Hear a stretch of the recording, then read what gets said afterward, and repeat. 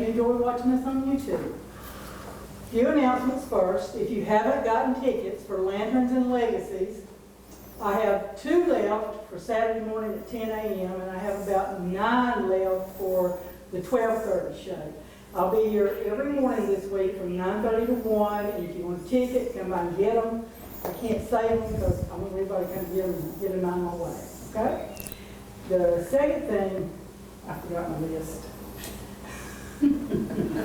Oh, our online auction. This picture of the first hospital in Douglas, you can look at it. We're doing an online auction. It starts November 1st. It'll be on our webpage, on our Facebook page of County GA Historical Society. It's a fundraiser for us, like the Lanterns and Legacy is. We are going to be working on Old Ward Cemetery. That's on the corner of the bypass and 32. We have permission to do that, and I want to get some funding up to do more than just clean it up. We're going to preserve the headstones and restake the bricks and that kind of stuff. And that's what this fundraiser is going toward, is that Ward Cemetery. And I'm excited about that. I cannot stand to see a cemetery go down.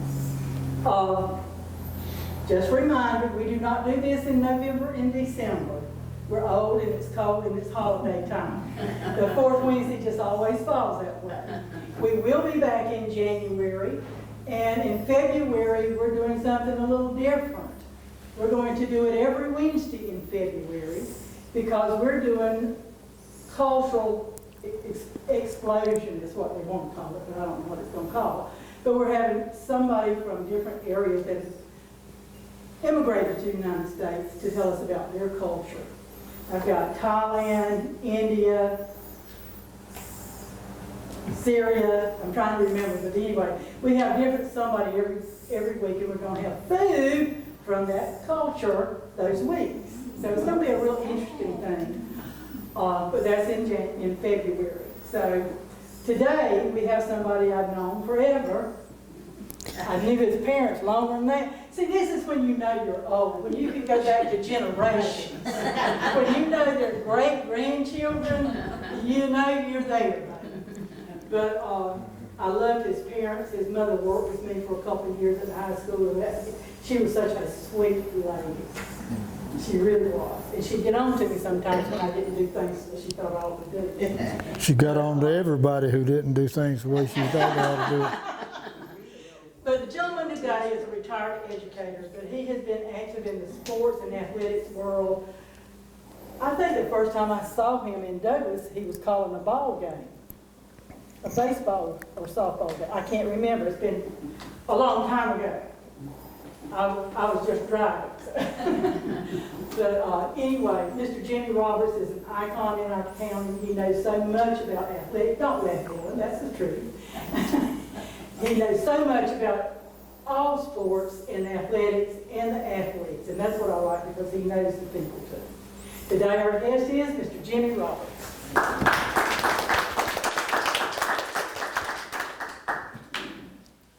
Thank you, Carol. Carol asked me to speak about the only thing I know anything about, and that's sports of one kind or another. Betty Royal's in my Sunday school class. She knows I can talk about the Bible, but I don't know nearly as much about that as I know about sports, and particularly in Coffee County. I'm somewhat on edge because Dr. Cottingham's here, and he probably knows more about what I'm going to say than I do. And then Jerry Ray's here, and she's been here since Coffee County started, so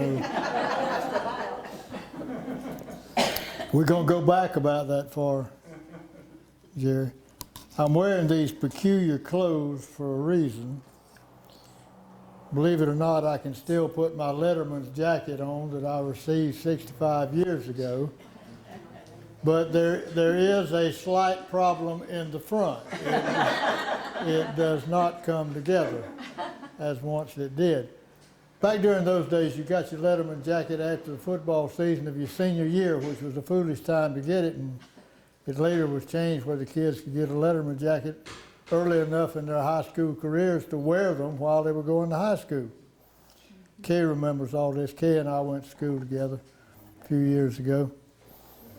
Her brother Larry was a good friend of mine. Larry died not too many months ago. He's a good guy.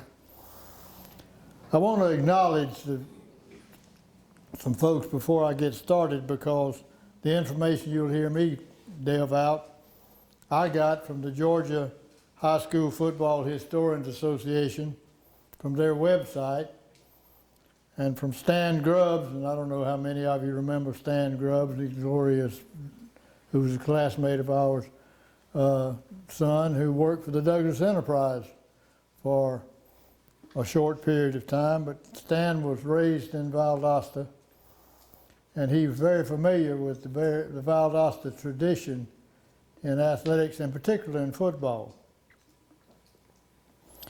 And he went through the Douglas Enterprise archives and came up with a history of some things that have happened here in Coffee County football-wise, and I plagiarized some of his stuff. And then Jimmy Bowen, who is the author of Bobby Bowden, Memories of a Legend, and his boys from South Georgia College. And if you've never read that book, it's a local and it's a good one. And there's a picture on the front of Bobby Pates, one of those football players who's with Coach Bowden in that picture. And when I was a junior in high school, was playing quarterback for the high school team, and we played Fitzgerald, and Bobby played for Fitzgerald. And I threw one pass during the entire game, and I completed it. Unfortunately, I completed it to Bobby Pate, who was playing for Fitzgerald, and he proceeded to run it back for a touchdown. So I look back on those times with great interest and love and care. Football in Coffee County started a long time ago, high school football. In 1906, and I know Jerry doesn't go quite back that far, but public education, there was no public education beyond the 7th or 8th grade. There were no high school in Georgia. And there was a movement afoot that there was a need for schools, and Jim, you correct me anywhere I go wrong on this. There was an interest in building what amounted to a high school, and they were A&M schools, agricultural and mechanical schools, in each of Georgia's 12 congressional districts. At that time, Douglas had a population of about 1,000 people, but some of them with some ambition made an approach to the legislature to secure one of those A&M schools here in the 11th district, and they did, because they offered a proposition that the legislature could hardly turn down. Mr. B. Peterson, for whom Peterson Avenue is named, donated 300 acres of land just south of here, what is now South Georgia State College, and funds were raised to build 3 buildings: Powell Hall, Peterson Hall, and Davis Hall, which were the 3 buildings out front where Jim grew up out there on the South Georgia campus. And so the 11th A&M school came into being. And a gentleman named Mr. Joe Thrash, graduate of Georgia Tech, was sent down to oversee the building of those buildings and get the A&M school underway. Well, to make a long story short, Mr. Thrash, for whom Thrash Hall is named, very interested in the value of football amongst the young men going to school. So he pressed that on. He thought football taught a good lesson. Teamwork for one, get knocked down, get back up, and depend on each other, and a lot of the things that are valuable in your life he believed in, and he kind of got football going. And in 1921, they played 2 games against what then was called South Georgia College, but it was in McRae. And they split, some of you nodding your heads remember that. Well, they split those 2 games. When they played in McRae, McRae won by 6 points. When they played in Douglas, Douglas won by 76 points. So I don't know what the disparity was, but there obviously was one.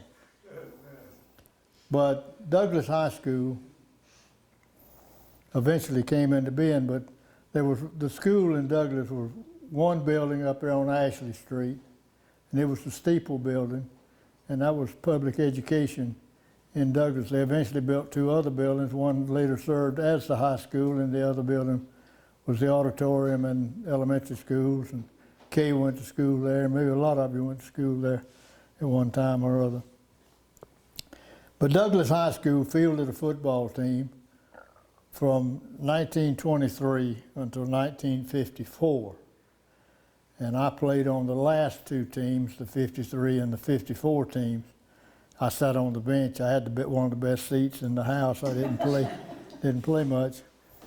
But there was a transition between the 11th District A&M and Douglas High School that went on from about 1927 to 1932. I think when the college became a junior college, and that's what Professor Thrash was seeking, was that junior college to be a part of the university system of Georgia. But in 1929, they played 14 games. The team did. They won 10 of them. They lost 3 and they tied 1. But they played 7 games in November. And they played 2 games 2 days apart. Unheard of in high school football now. My daddy was on the 31 and the 32 teams, all 90 pounds of him soaking wet. Those of you who knew my daddy knew physically he was not a very big person. But as far as character is concerned, he was a giant of a man. But the 1946 team, there was no team at Douglas High School in 1944.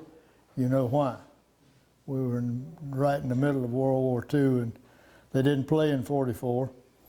Didn't play much in 43 either. But the 1946 team, a member of that team was Dr. Diskin Morgan. Well, Dr. Morgan was, in addition to being on the football team, a member of the high school band. So he could play all night. He could play football for four quarters and play in the band at the halftime show. The 1947 team featured a good friend of mine, Ben Vickers. Ben's now 90 years old, but Ben was a good player. And that team actually won a championship. It was the Southeast Georgia Championship when they were 8-5. Now, for those of you who might not know Ben, Chet Royals, Dr. Royals is his grandson. But anyway, in 1948, the Georgia High School Association came into existence. And Betty's very familiar with the High School Association, because I'm sure Bonwell's had numerous disagreements with them over the years, as most coaches have had. But they regulated high school football and set the seasons, put schools in regions all the way from Class C to Class A. And so there was some standard set for who you played and when you played and how many you played. But back during those times, football was a game. About 2 weeks before school started, we all gathered up there on the Douglas campus or out at what became Coffee County High School. And we practiced for 2 weeks. School started, we went to school for a week, and then we played a game. We played 10 games, no expectation of playing more than 10 games. When those were over, we went and played basketball. And when basketball season ended, we either ran track or played baseball. But anyway, nowadays, football is broken down into 3 parts. There's the off season, there's the regular season, and we're about to get into the postseason. And Coffee's trying to position itself as best they can in the postseason because they will be in the postseason. But then Douglas High School fielded its last team in the fall of 54. Now the Douglas High School team was the Pirates, and their colors were what, Carol? Red and black. Red and black. There you go. Well, let's just throw that down here. Now there was also another school playing football in Douglas, and Douglas High School, of course, was in the Douglas City school system. And there were two high schools in the Douglas City school system. There was Douglas High School. Y'all will pardon me if this hand bothers you, I'm sorry. It shakes on its own. I don't have any control over it. But the other high school was down on South Gaskin Avenue. It was Carver High School, and their colors were blue and yellow or blue and gold, and they were the Tigers. And they played football for a while. They played for, I think, 19 seasons. And they were, like I say, a part of the city school system. During that 19 seasons, they went from being part of the city school system to being part of the Coffee County school system. And during that transition, 2 years, they didn't play football. But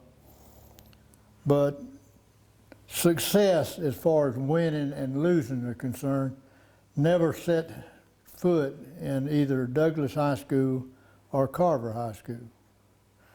Douglas High School teams had, and if we added this up right, I'm not sure we did, but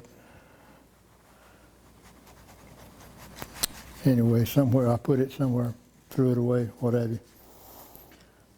But Douglas High School, we lost more games than they won.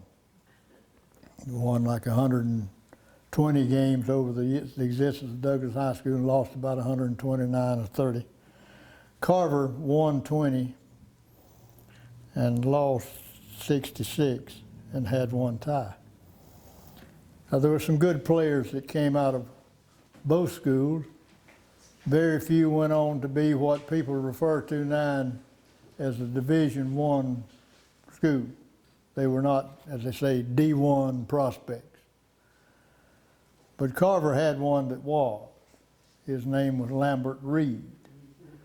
Lambert went to Morris Brown College in Atlanta and then was drafted. I can't remember whether it was the Detroit Lions or the Cleveland Browns, but he went into the NFL and played a number of years. He played with both of those teams. I don't remember which one drafted him. And when Lambert came back, or got through his playing career in pro ball, he came back to Douglas and he coached Carver 1 year. And I'm sure that was very discouraging for him because his record was 0-4. So, but his life has its funny ways of things happening. Helen and I were in the Air Force, as some of you know. We were stationed in Homestead, Florida in 1967. And one of the things I liked about being in the Air Force, I was in Oklahoma for a while, I could go watch high school football. I was more interested in high school football than I was flying airplanes. But so that's the reason I quit doing that in 1969. But anyway, when we went to Homestead, Lambert Reed was coaching Mays High School down there. Now, we were, of course, getting at the tail end of segregated schools and we're about to integrate. And while we were there, Florida integrated their schools, and Lambert became the head coach at Killian High School, which is a brand new high school in South Florida. He was very successful in his coaching career down there. He was the first black assistant coach in the Southeastern Conference. How many of you know what school he coached at? Well, we're about to do business with them come Saturday afternoon in Jacksonville. And we don't like them. But anyway, that's kind of the story of Lambert. He certainly was the best player to come out of Carver and one of the best to ever come out of Coffee County. Tyreek Hill's gotten a lot of publicity in the last few years for his exploits with the Kansas City Chiefs. But this is going back a ways. Now, Coffee High School has had, since its inception in 1955, has had 13 coaches. Now, you can put everything that 11 of them did in a hat and shake the hat and see which one falls out first, because when it comes to one-loss records, only Van Davis, with a record of 11-9, and Billy Carrollton with a record of 25-24, had any early success, and then later Jerry Odom had a record of 22-12 in the 3 years he was here, and he had a winning season. So I'm gonna get to the story that Betty has heard me tell more than one time, and she's told it herself a bunch of times. In 1972, after 5 seasons with a total of 5 wins and 3 different coaches, Coffee decided to get serious about trying to find somebody to coach its high school football team that would be committed and to doing a job here that would be valuable to the community. So they went up to a little town called Manchester, and there was a boy up there coaching and having right good success. And he had a pretty young bride who had been a cheerleader at Druid Hills High School. Her only flaw is she went to school at Auburn. But anyway, James Moore was the sitting superintendent at that time. Some of you may remember Coach Davis resigned after a lot of hubbub with the integration issue, and James took over. So anyway, James and some locals went to Manchester to try to do a sales job on Bonneville. And I think Betty told me that after discussing it, they decided they'd stay in Manchester, and that was a good thing because Manchester had practically their entire team coming back for the 72 season, and they'd only lost 1 game the year before. So it didn't make a lot of sense to come to Coffee. Of course, nobody from Coffee County told Bonneville how bad it was. He didn't realize that they'd only won 5 games in 5 years. But anyway, they convinced him to come back eventually, primarily because of some family issues, some illness and looking after parents and that sort of thing. And Bonneville coached the Trojans for 26 years. During that time, they won 166 games, lost 105, and tied 6. Plus his wins at Manchester, and I don't know how many there were of those, but he's one of the more successful winning and loss coaches that's been in the state of Georgia. And he got things back on their feet. And from that point on, a lot of winning seasons. Bonneville had 18 winning seasons, played in 16 playoff games. So things went real well during his time as our head coach and athletic director. But then he resigned. And when he did that, I won't say it the way I want to say it, but things didn't work out real well. We hired a high-powered coach with a great reputation named Charlie Winslet, who came here after having won some state championships at Rome and at Greene County. And I don't know, I think Bonneville probably had, when he had a coaching staff of 6, 7 coaches, he had a big staff. Coach Winslet came in here with an army. He had about 16 assistant coaches, and it was a different ballgame, but he didn't have a winning season either. And his predecessor didn't have a winning season, and his predecessor didn't have a winning season, and things got bad. And so the locals decided the only one that could coach the Trojans and win was Bonneville, so they got him to go back for 4 more years. So. And in that time, his teams won the region championship in the highest classification of the state, and for the first time in our history, waylaid the Valdosta Wildcats out here at Jardine Stadium. And we were so high, our kids were so high after that ball game, the next week we were in the playoffs. And we're playing East Coweta, a 4 seed out of their region. They play 1 through 4. So everybody's thinking, well, they're a 4 seed.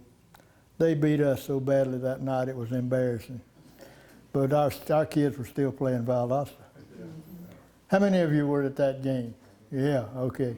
Now, do you remember the play that sealed it up? The Fumblerooski play where Chase Lewis was a guard, sat there and squatted on that ball and picked it up and ran it in for a touchdown, and we beat them 33 to whatever it was. But it was a fun time. But then Bonneville, after 4 years, realized, as I have realized, sometimes you get a little bit too old to keep doing it, and he let them have it back. And we hired Jerry Odom, and Jerry came in, from a 1-loss record, did a good job. He had 2 winning seasons. We played in 4 playoff games under Jerry. Then we had a local young man named Ken Eldridge who took over the program. And Ken had 4 seasons, 1 good season, the first one, winning season. Things kind of went downhill after that. And that's when in 2012 we hired Coach Pruitt, who is with us now. And the coach is, this is his 10th year. Our teams have won 83 games, have lost 36. He's had 8 winning seasons. His first 2 seasons were break even. They're 5-5 in both years. And been in 25 playoff games. So the overall record of Coffee High football over 67 years is 378 wins and 330 losses with 10 ties. 33 winning seasons. Not quite half of those 67 years have been winning seasons. And we've played in 52 playoff games. The deepest we've gone, of course, was the 2017 team when we played Lee County for the state championship and lost in overtime. That was the same year that Georgia played Alabama for the national championship and lost in overtime. I don't know what you can draw from that, but for a long time, Coach's longevity in Coffee County ran about almost 3 years, not quite 3 years. When you take Coach Royal particularly and Coach Pruitt to some extent out of the mix, that's what it boils down to. When you put down Bonwell's 26 years and Robbie's 10, the average length of coaching has been 5 years at Coffee High. It's not been a place where coaches have come and bedded down and stayed, except in Bonwell's case. And if he hadn't been from Coffee County, I don't know that he would have done that. We've had a number of head coaches who have played at Coffee High School, Bonwell being the most successful and the one best known for his time. But Myron Newton coaches at Butler High School in Augusta now. Ken Eldridge coached as our head coach, and then later at Swainsboro as the head coach. He's still coaching, but he's not a head coach. Lacey Herron, who played quarterback for us, is now the head coach at Monroe High School in Albany. And there are probably some others who are still coaching. Had one other old knothead that graduated from Coffee High who coached at Loganville from 1978 to 81. No, 1977 to 80. And he had the glorious record of 10 wins and 30 losses over that 4 years. And you know what those people in Walton County did? They fired that son of a gun. Said, you need to find something better to do. So I did. My experience in coaching in Georgia High School Association has been limited. I was assistant coach, and I thought I was a pretty good assistant coach, but head coaching takes a special person. So if you don't appreciate what Bonwell Royal did when he was the head coach and athletic director at Coffee High School, you don't know what all went on.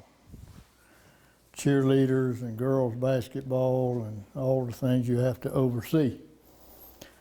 But I personally have enjoyed my experience in athletics as a player. I do have the distinction of being the first quarterback at Coffee County High School. For whatever good that did, I have told people over the years, my job was very simple. I took the snap from center, I turned it around, and I gave it to either Benny Overstreet or Walter Stovall or Edwin Dickey, and I got out of their way and let them go do what they needed to do. We were a run-based football team back in 1955 because the quarterback wasn't much of a runner. But I enjoyed it as a player, I enjoyed it as a coach, even though as a head coach it was a miserable experience, but a very good learning experience. And then when I came back to Douglas, when Helen and I moved back here in 1982, I told Bonwell if there's anything I could do to help him, I'd be happy to do it. Well, I wound up, as many of you know, as the public address announcer at Jardine Stadium. Well, I was up there running the scoreboard because my daddy had been doing that for years and he got aggravated with it, and so I did it. Walter Jardine was the public address announcer. Fisher Strickland was writing for the Douglas Enterprise. Mr. Strickland got tired of doing that. He had a few years on him anyway, and he retired. the Enterprise asked Walter to do that, and of course he did. And so he came to me and he said, Jimmy, would you do the PA? I said, Walter, I don't want to do that. See if you can't find somebody else. Well, a few days later he came back and said, we can't find anybody. I told him, I said, well, Walter, I'll do it until you can find somebody on a permanent basis. 35 years ago, and 35 years later in 2019, I retired as a public address announcer at Jardine Stadium. I also did baseball games at Wilson Field and the basketball games in the gym. But it kept me kept me close with the coaches and interacting with the kids. So if from my standpoint, I've enjoyed what I've done, and it's been a blessing to me, more so probably than it has to anybody else. Does anyone have any questions they'd like to ask me about anything regarding Coffee County football that I hadn't told you about? Has anybody kept a record of students that went to universities and were successful? Or I know we've got some pro players, especially recently, but was there ever anybody else that got close? Tommy Corbett. Yeah. Who? Tommy Corbett. Tommy Corbett played at Mississippi State. I don't know what Tommy did after that. But Tommy Corbett was a great player. He was a super guy. His sister Ruth graduated from high school with me, but he was on a team with, I knew his name would escape me, running back, Lamar Johnson. Lamar Johnson was the best white running back I think we ever had. Pubwood Smith's probably the best running back we've ever had, but Lamar Johnson was a good one. And of course, Jenny sitting back there, her husband was the center on that team. That was 1945. No, that's the year I was born, I'm sorry. 63. That team graduated in '63. They played that season in '62. And I was doing radio that year, and we went to Jessup to broadcast the game with Wayne County. And Roy Jones at DMG had set it up, and Hal Cowart and I went down there to do the game. Well, the coach met us at the press box and says, y'all can't do the game. What are you talking about? We got it all set up. Can't do the game. So you can tape it and play it next morning. Because they were of the opinion that if you did a live broadcast, you'd cut down on their gate receipts and they wouldn't let you do it.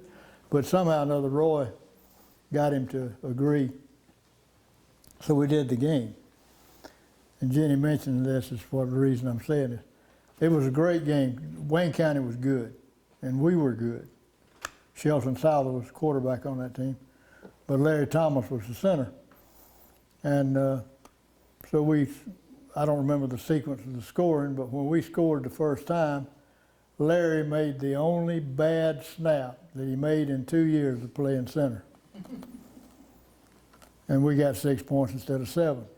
They scored, made it 7, then they scored again, and they missed the extra point, and it was 13-6, excuse me. So we get down right near the end of the game, we push it down there, and lo and behold, we score. Well, Stuart White was our extra point kicker, and Shelton held. Now Larry has got to make a perfect snap, knowing full well he didn't make the first one that way. I talked to him the other day about it. He said never has forgotten it. But anyway, he sailed it back there perfectly, and Stewart stuck it through, and we tied the game at 13. Well, we were hoping that Jessup was going to get beat. We were hoping that Waycross was going to beat them. Waycross didn't beat them. So we wind up in a tie for the region. So now we got to go over and play in a playoff game against them. And that was the night the lights went out in Georgia because they flat put one on us. They beat us 20-0. Helen and I were at Moody Air Force Base. I was going through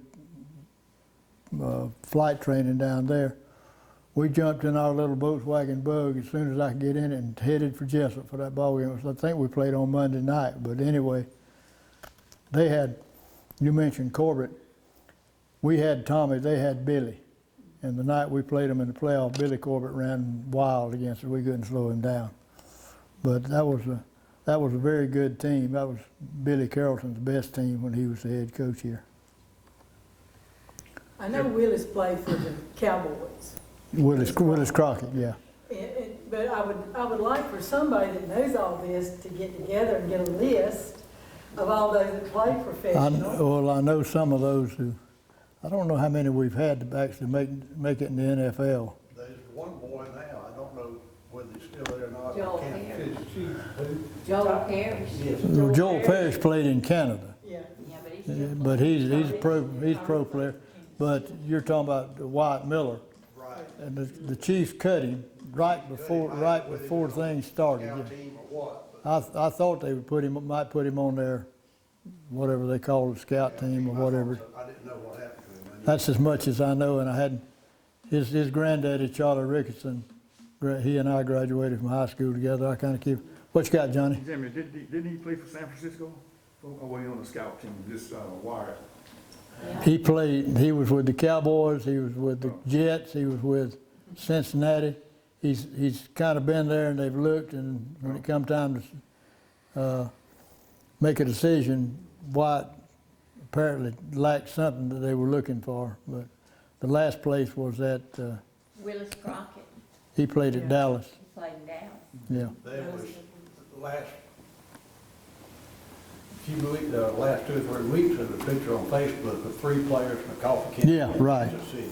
One of them playing with 49ers, and of course Tyreek with Kansas City and Wyatt with Kansas City. He was still with them at that time. Yeah, I saw that picture. Coffee County one time. But Tell them about Jimmy Dockery and the importance of. oh, okay. Again, when Billy Carrollton was coaching here, Jimmy Dockery was his quarterback. I think most of you probably know Jimmy. But it was hay baling season at the same time with fall of the year, and Mr. William had his crew up there in Broxton baling hay. Coach Carrollton had his football team out there across from the gym where the part of the golf club is, of course, is now, practicing football. Mr. William pulls up down there, gets out and says, "Boy, go get your clothes on, you got work to do." Coach Carrollton went up and said, "Mr. Docker," says, "Jimmy's our quarterback and we're preparing our game plan for Friday night. We need him here." He says, "Son, if you want to load up that bunch of boys and come up there in Broxton and help us bale this hay, as soon as you get it done, y'all can practice all you want to, but right now Jimmy's going to Broxton." And that was the end. That was the end of the story. Well, Docker he'll tell that story on himself. Yeah, it didn't make a difference if we weren't putting our game plan together for the next Friday night. It was time to go farm. Anything? When did the season never end?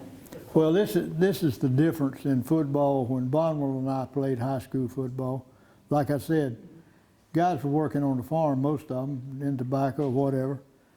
So you didn't have all that time. I'll give you, if y'all need to go somewhere, just get up and leave. I'll finish talking. But in that 55 year, that first year of Coffee County football, we only had 9 games. We were on the back side of the 2-year schedule, and if you don't understand what the GHSA does, they reschedule every 2 years.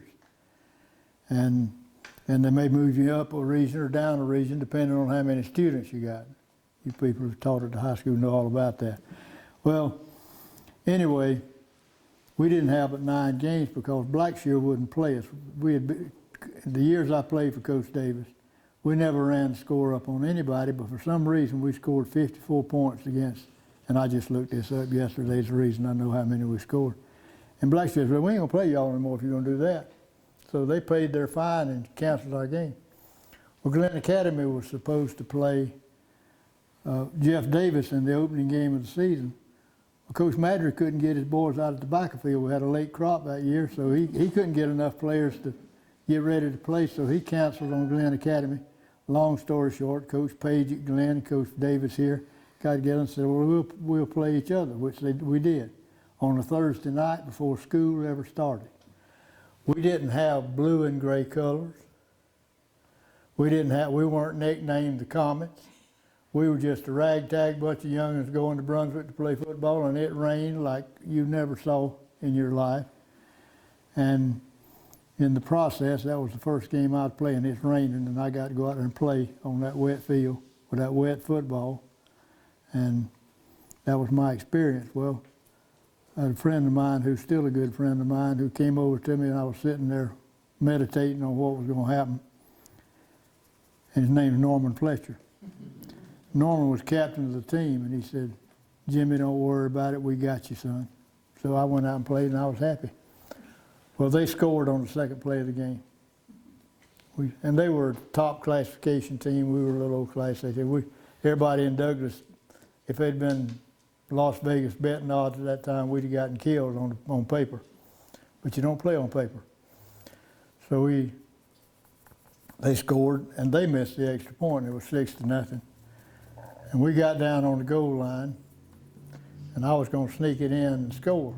And guess what I did? I fumbled that wet football. And I scrambled like crazy, and I managed to get it back under me. And I'm thinking, boy, if we don't score and I fumble the ball, I'm not going to be able to live with this. Well, we scored.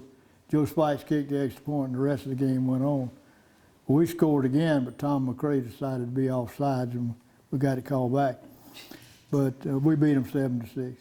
But football, Carol, I mean, it started. We played 10 games, and it was over. Nowadays, it's full year-round stuff. Well, I know in the 60s, they didn't practice all summer long. No. There was no weight room. That is They went to camp for 2 weeks. That's right, but that is the off-season. Now we're in the regular season. We got one more game in the regular season. We play Warner Robins Friday night. Warner Robins may be as good as there is any team in the state, even though they lost to Ware County. We all know how good Ware County is. Something about Gators that just, but anyway. So we get through with that, we'll be in the playoffs, so there's your postseason. And how long we could play 5 more games. High school teams can play if they can play for or win the state championship, play 15 games. And the mentality that is placed in our kids these days is you don't plan to just play 10. And I mean, there's been a time when our kids, about the 8th or 9th game, they heard the hardwood. They could hear that round ball bouncing up and down on that floor. Football was getting to be a hassle. And the boys with deer rifles and pickup trucks, they knew that 8-point, that 10-point, whatever, that buck was out there somewhere they were going to get. So they were ready for football season to be over. That's a mentality that had to be changed if you're going to play beyond 10 games. And after a while, we finally, I think that most of them expected they were going to go a while. And last year we went to the semifinals. And this year's team, probably the expectations were as high as they've been in a long time. We had 32 seniors on that team. When you got a lot of seniors, again, as Bono can tell you, you got seniors, you got a chance to play. And but as it turns out, we've not been able to put the same 11 kids on the field offensively because of injuries and other issues. And 2 weeks ago, our best linebacker dislocated his shoulder. He's out for the rest of the year. So he didn't get hit with a line drive like Charlie Morgan got hit last night in the baseball game, but he's done. So we don't have the same team here in October that we had back in August. So I don't know how far we can go. Thank you, Jimmy. Thank you all very much.